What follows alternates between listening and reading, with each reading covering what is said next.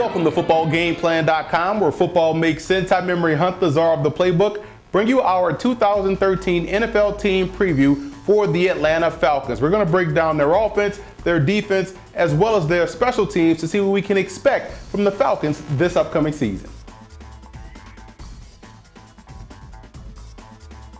You have to give Matt Ryan his props. He's a pretty darn good quarterback, and a guy that's entering his sixth season. He has thrown for close to 19,000 yards and 127 touchdowns. The Falcons definitely have a quarterback that I would consider to be elite. They have no issues at that position, and if history is any indication, then Matt Ryan should definitely get better in 2013. The battle for the backup job will be between Dominic Davis, who's been on the roster the last couple of seasons.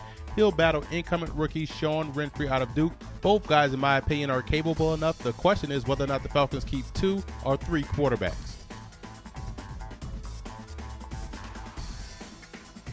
There's a lot to like about the Falcons' running game this year now that they have Steven Jackson in the fold. You look at a guy that has over 10,000 career rushing yards, one of the best running backs in NFL history. He's in elite company. A guy that's 6'3", 230 pounds, that has the footwork of a smaller back and also has the elite vision, and he's a chain mover. He's also a very good receiver out of the backfield, and that's something that the Falcons wanted to have so that their offense could be that much more dangerous this season. And there's 2 capable guys backing him up. You look at Jacquizz Rodgers, whom they drafted 2 seasons ago from Oregon State. Very underrated inside runner and can also catch the ball out of the backfield. And Jason Snelling is a versatile guy that can line up at fullback if need be, or as a single back if the Falcons decide to go double tight. So he definitely gives you that versatility you want in the backfield. And I love fullback Brady Ewing, whom they drafted last season out of Wisconsin. So overall, I think this is a very talented unit for the Falcons. When the Falcons go to their 3-by-1 set, that's 3 wide receivers and 1 tight end and 1 guy in the backfield, they're one of the more dangerous teams in the league. You look at Julio Jones, Roddy White, Harry Douglas, and tight end Tony Gonzalez.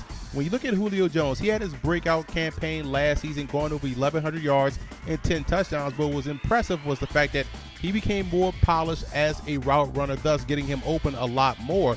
And Roddy White has been the model of consistency for this Falcons passing game. Last year, he went over 1,300 yards and reached the end zone 7 times. Harry Douglas chipped in as well, was the 5th leading receiver on the team, averaging 10 yards a catch. And bringing back Tony Gonzalez was key.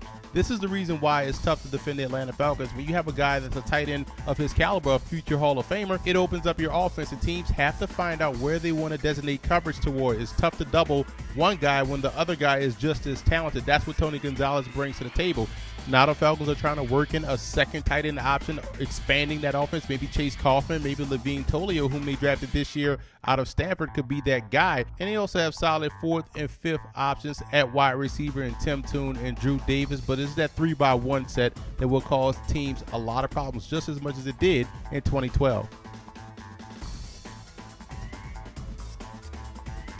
2 vets will be gone from the offensive line this year for the Atlanta Falcons, and that's center Todd McClure and right tackle Tyson Clabo. And they're going to depend on a couple of guys they drafted last year, and center Peter Kahns out of Wisconsin, who was a very good center. So I think that right there will be a wash. He'll do fine at that spot. The biggest question will be Lamar Holmes, whom they drafted last year out of Southern Miss. Can he step up and be that right tackle that they need to anchor the running game? When you look at the left side, Sam Baker had a very good season last year, probably his best of his career, and I'm a big fan of what Justin Blaylock brings to the table. The biggest question is, can they keep up that consistency that they showed last season, which is probably the best the Falcons line has played in a while? And I think they have the depth behind them in Mike Johnson, Philip Keith Manley, Joe Hall. I think they're set for guys to come in and step in if need be. So I look at this Falcons offensive line not as a weakness as some may see it, but as a solid, quiet, dependable unit.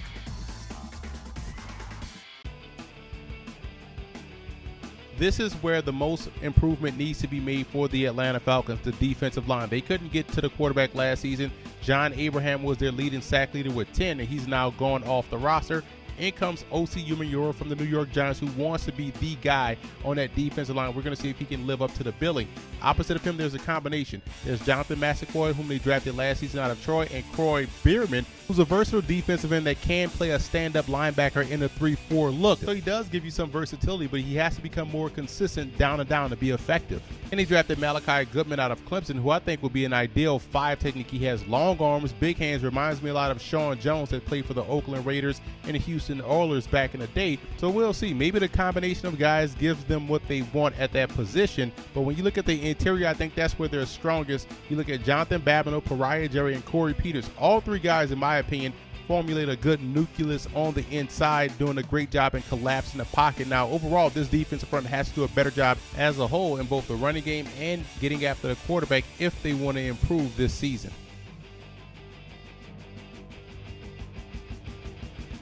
The Falcons have three solid starting linebackers with Steven Nicholas on the strong side, Akeem Dent in the middle, and Sean Weatherspoon as the weak side backer. When you look at the production of Weatherspoon and Nichols, they combined for 300 tackles last season, making play after play. Akeem Dent played some solid football and was consistent all season long. Now, the Falcons really need all three backers to step up and be more assertive in a running game, making plays at or behind the line of scrimmage.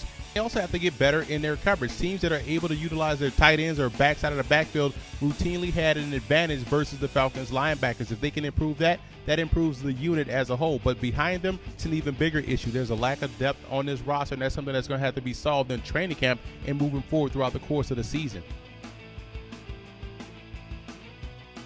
In the secondary, the Falcons wanted to get better at the cornerback position, and they did that by taking two guys in the first two rounds of the draft, in Robert Alford and Desmond Trufant.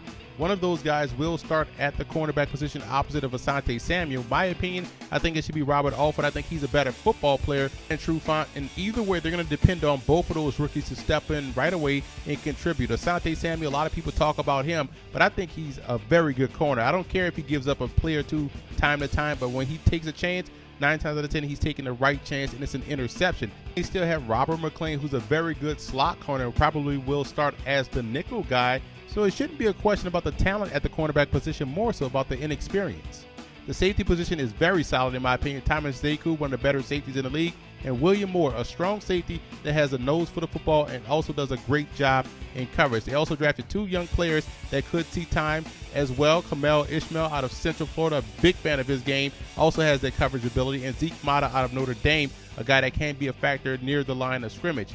So even though they got younger in the secondary, there's still a lot of talent. There was a lot of talent last season. The biggest question is whether or not that defensive line will be able to get pressure. Otherwise, you could have Rod Woodson, Deion Sanders back here, and they will still struggle.